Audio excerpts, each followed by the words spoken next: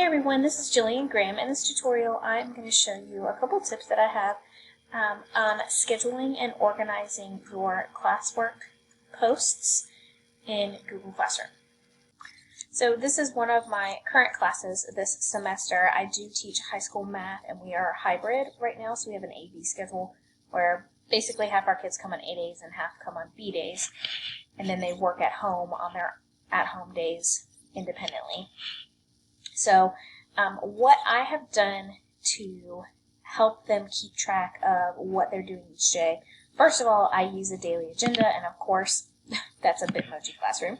So for instance, this was yesterday's agenda. I put that up for them as material, and they know exactly what they're doing. So if they're in class, they know what they're doing. If they're at home, they know what to do. So they start off with the daily agenda, and then anything that has to be turned in, I have been labeling as with the day. So for instance, the daily agenda obviously has the day, but if it's an assignment, the Monday, Tuesday, the M and the T are just for the days that it's due for A day versus B day. So A day kids are doing this on Monday, but B day kids are doing this on Tuesday. I played around with the idea of having separate classrooms for my A day and B day, and it was just going to be too complicated to have to post it in each separate class. You can't schedule posts for multiple classes at a time, which is extremely annoying. Make sure you send Google feedback about that. But I'll show you a way that I'm getting around that. That's saving me a little bit of time. But I wanted them all in one classroom because it's just much easier grading-wise, because I can have them all in the same grade book and copy my grades into Power Teacher is what we use. So this is one way of doing it.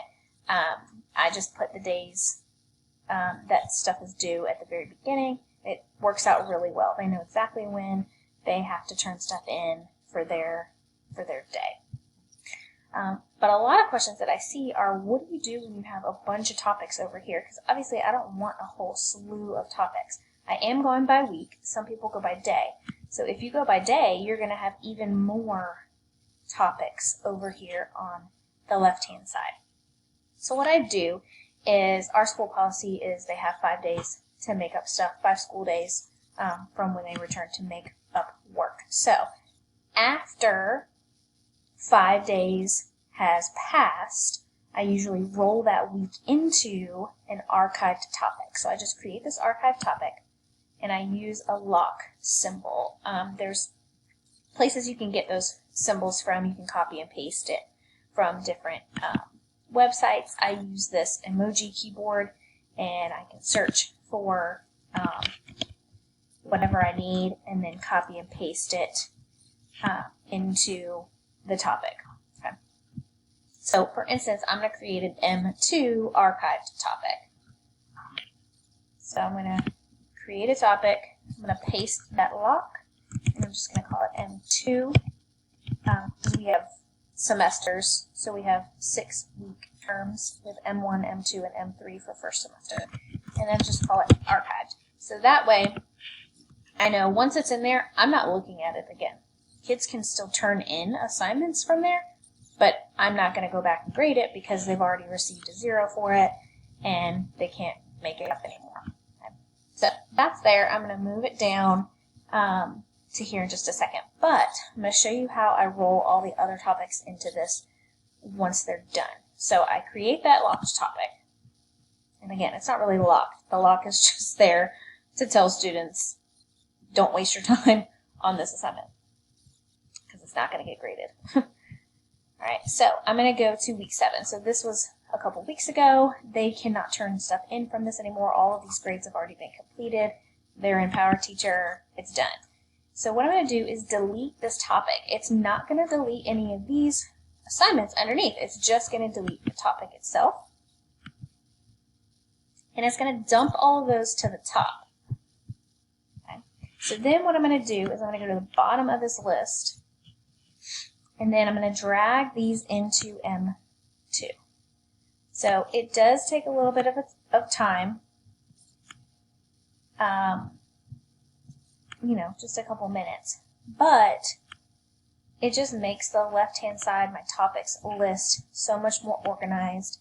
And I'm only doing this every few weeks. So I think it's worth the time it takes to keep all this organized. So all of these assignments were for M2, and now they're in this archive topic. And then I'm going to go ahead and move this down. You're just dragging and dropping to move these topics around.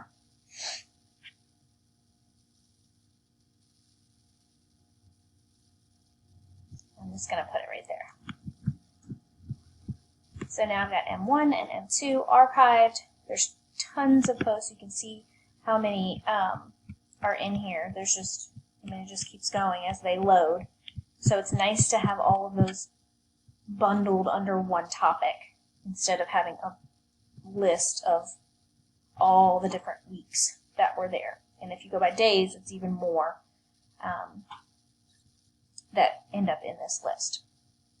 So that's my first tip. Do that, make archived topics for your students so they know, hey, I can't turn that in anymore. The other tip that I have is for scheduling posts.